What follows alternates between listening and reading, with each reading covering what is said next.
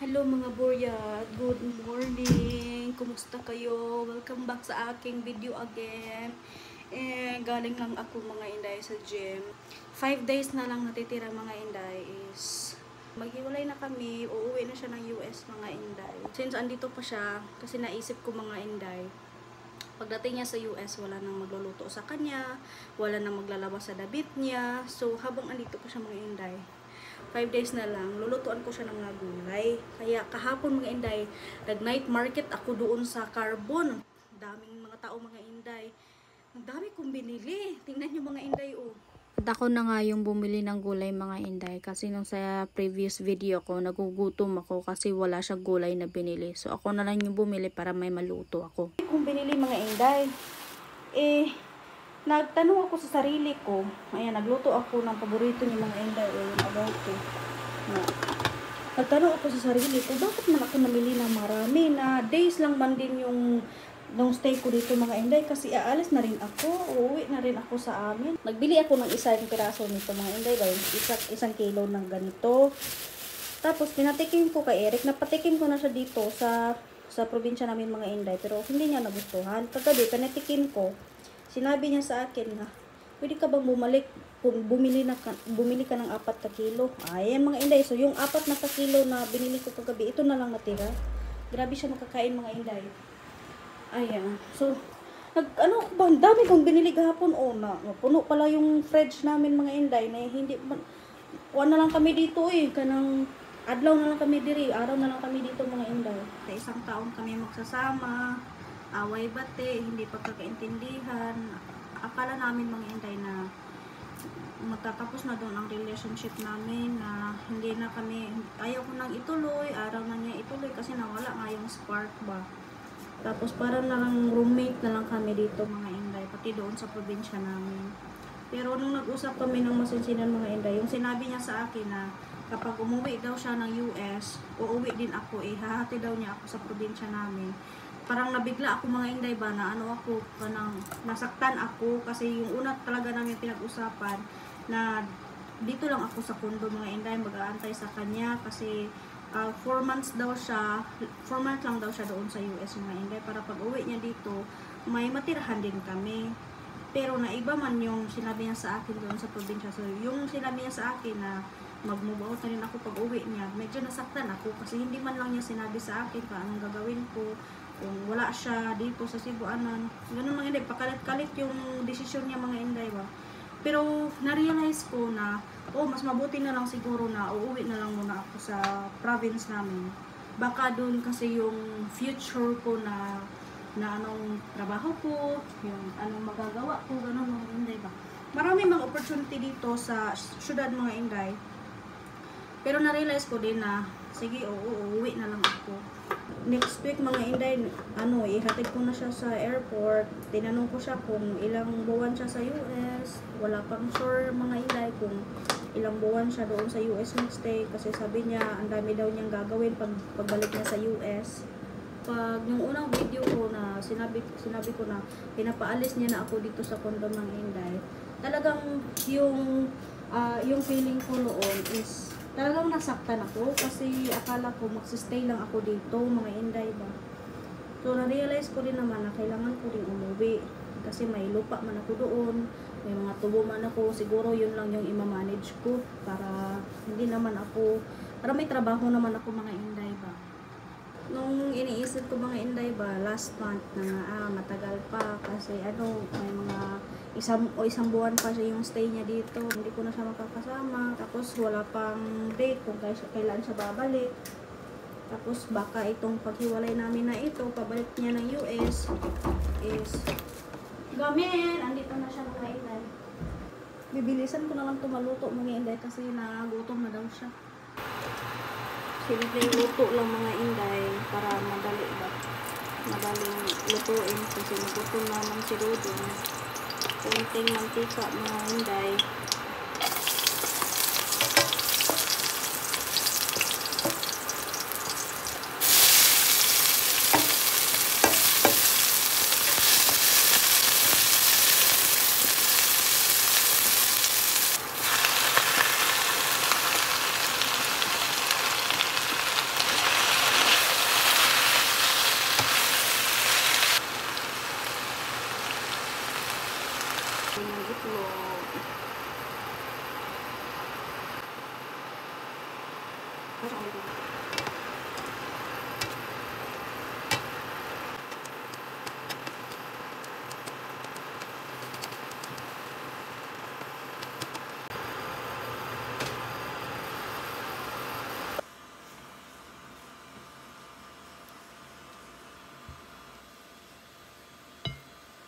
Ay, yung mga inday. Gawa-gawa ko lang naluto yan with egg, with vegetables. Mga dahonan mga inday. Kain tayo. Prepare ko muna yung lamesa mga inday.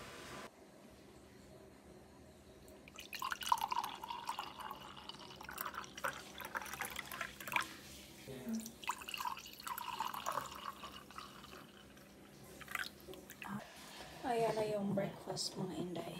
Ayan. Paborito niya yan. Tsaka yan. Tsaka yan. Simple lang umagahan mga inday. Minsan lang ako magluto ng ganito. Nagutom na rin ako. Ay mga inday, 5 days na lang ba yung simula nung bumalik kami dito mga inday, pre-process namin agad yung exit visa ni Eric mga inday. So, pag-process namin doon, simple lang. Lahat ng mga extension niya, dinala lang namin. Need ng 5 na 2x2 ID. Tapos yung passport niya. Tapos mag-fill up lang kayo ng form doon mga inday. Tapos, ayun na, okay na. It takes 3 business day para makuha yung exit clearance ni Eric mga inday. Kasi kapag wala daw kang exit clearance, hindi ka makakalabas ng bansa. So, yun yung una naming pre-process pagdating namin dito mga inday. And nagutom na talaga ako. Uy, lumalaki na talaga ako mga inday ba? Hindi ko alam bakit talaga ako lumalaki ng masyado. Na yung kilo ko talaga noon mga inday is nasa 50 to 53 lang talaga mga inday. Ngayon alam nyo ba kung ilan na yung kilo ko? Nasa 60 kilo na ako mga inday. Tumubo talaga ako. Hindi ko alam, siguro sa stress ito. Hindi ko alam o baka sa polycystic syndrome ko or sa PCOS, o hindi ko alam mga inday kasi yung kinakain ko is normal lang naman yung kinakain ko, pareha lang nga kami ng mga kinakain ni Eric pero lumalaki ako mga inday. So kahit napilit kung kuntian lang yung kanin, ngayon nga walang kanin dito mga inday, hindi ako masyadong nagkakanin mga inday pero lumalaki pa rin ako. Yung snack ko, yung pagkain ko, kunti-kunti lang, normal lang mga inday, hindi naman masyado marami pero lumalaki ako. Yung mukha ko, sobrang lingi naman din, para ng bola. Gusto niya kumain ng dragon fruit. O di malaki. Malaki pa sa kamay ko. Slice natin ito mga inday kasi gusto niya kumain ng dragon fruit. Oh. Wow, tingnan yan din. Ang bilog. Parang aking mukha. Oh, laki mga inday. Sobrang juicy. Juicy mga inday. Nah, it's because of the lansunis, I think. I think so too. Yeah, we ate too much last night. Nagtatain na naman sa mga inday. Nah, it's not gas. Oo. Basta masarapan yan siya sa pagkain mga inday. Dinadamihan niya ng pagkain. Tapos yun ang resulta. Yun, nagtatain na naman siya.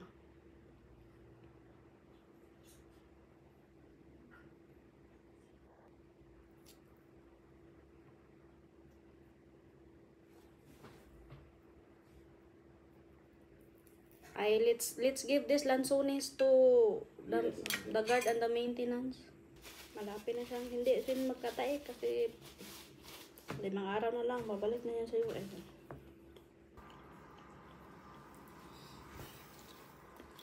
It's good.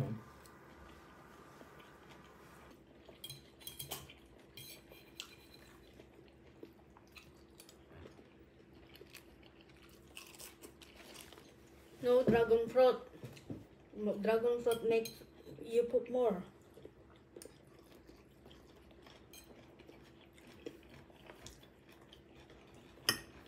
Kaming dalawa ni Eric nagtatain mga inday. Akala ko siya lang, pati naman ako pala mga inday, mas malala yung sa akin Monday kasi naramdaman ko yung medyo uncomfortable yung tiyan ko mga inday, kaya pangalawang beses na akong nag-CR. So sinabi ko kay Dudong na mamaya na lang tayo pupunta sa immigration doon kapag makalipas ng 2 oras mga inday kung hindi na kami magtatai. So si Eric, 3 beses siya nagtatai, ako din 3, pero mas malala yung ko mga inday, dumi ko. Siguro nga too much eating of lansones siguro ito mga inday, ito yung dahilan siguro.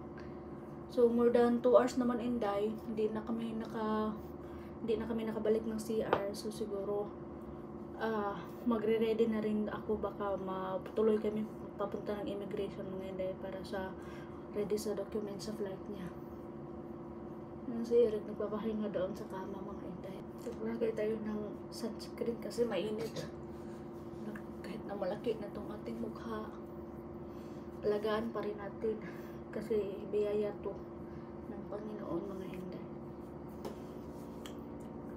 Yan lang. Tapos konting lipstick. Ready to go na. Konting suklay-suklay ng buhok. Ayun na. Tapos dito lagyan natin para man mag-feng-feng. Feng-feng. Gamay. Simple lang ito mga Inday. Dito rin parang feng-feng. O, tapos na, tara. Let's go. Let's give this to maintenance. If both of us are having sickness or pooping in this lanson is eating too much. Are you okay na? Yes, I'm okay now. I-close ko lang ito mga Inday kasi mainit yung laptop ko, mainitan mga Inday. Ay, unang kami sa gym ganito mga Inday ba, may isang Amerikano na pumasok tapos nakatingin diretso sa puwit ko mga Inday at nakita ni Eric. Nagsiselo siya ng konti. Wala man akong magawa dyan kasi direct man siya nakatingin sa aking puwit. Wala akong magagawa dyan. Yung Amerikano na yung mga Inday hindi masyadong pala pala istorya mga Inday. Palagi lang siya nakatingin sa akin, doon sa aking likuran. Tapos napansin pala ni Eric mga Inday. Kaya kinausap niya yung mga Inday. Ako na muna yung magmamaneho sa sasakyan mga Inday papalabas. Kasi si Eric naghahanap pa ng mga maintenance, binigay yung lansones para hindi na kami matental pa mga Inday kumain.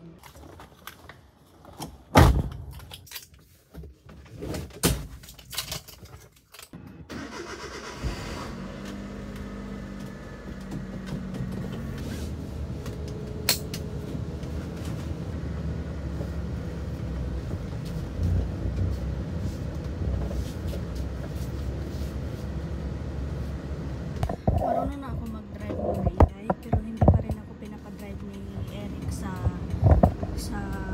mga Inday ba, sa National Highway talaga. Dito lang niya ako pinapadrive kasi hindi pa daw siya totally trust sa akin. Sabi ko, kaya ko naman, kasi nakakapatakbo naman ako. So natatakot pa siya mga Inday, so hindi ko na lang siya gustong pilitin. So pag uwi na siguro niya sa US mga Inday, saka na ako magmamanehin na ako lang isa mga Inday. Ay nako, natagal siya. Hinahanap niya siguro yung mga maintenance na tao mga Inday. Yung mga maintenance ng mga tao kasi dito sa building na ito mga Inday is sobrang sipag. Kahit na sobrang init, nagtatrabaho talaga mga Inday. Sila yung nag-ano ng mga bulaklak, nagme-maintenance sa pool, ganun mga Inday. May dala pa rin siyang lansones, hindi siguro niya nakita yung mga tao mga Inday. That's the only place I didn't try. I will going to wait you outside. Okay. Okay. Okay. Doon na si Dudong mga Inday. Wala na siyang bit-bit. Nabigay niya siguro.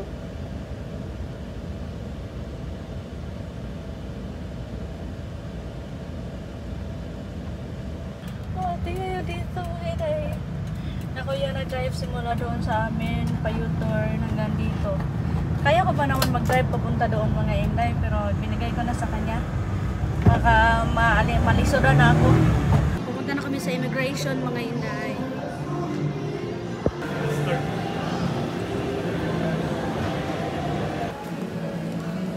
Yeah, that's your clearance. This is my... Your receipt, the one that I paid. Yes.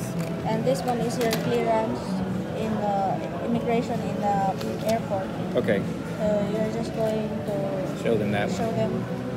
And this is the last one we had right here to October 28th right here. Yes. And this is your flight itinerary. Okay. Okay, so everything is set. since na ilang araw na rin kami dito, mag-start na ako mag-i-impake sa mga gamit namin mga inday. Yung safe, balik na yung box yung safe. Tsaka dito yung air fryer. Balik talaga namin yung safe dito. Tapos itong printer. Kunin ko na itong printer mga inday. Hindi ko masyadong magamit yung printer na ito dito. Okay.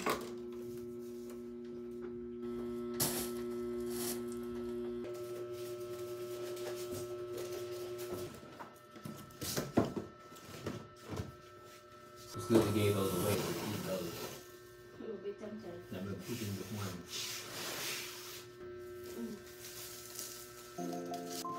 And sa video na ito mga inday, pinapakita ko lang talaga ang sarili ko na okay kami, na hindi kami nag-aaway kasi nag-usap kami ng masinsinan, na baka kulang lang kami sa panahon or bigyan namin ng pagkakataon or last chance yung sarili namin na makapag-isip na i-survive pa tong relasyon na ito. Last chance na ito mga inday, kung makasurvive man kami, mas mabuti, pero hindi, wala akong magagawa. Hindi talaga kami para sa isa't isa.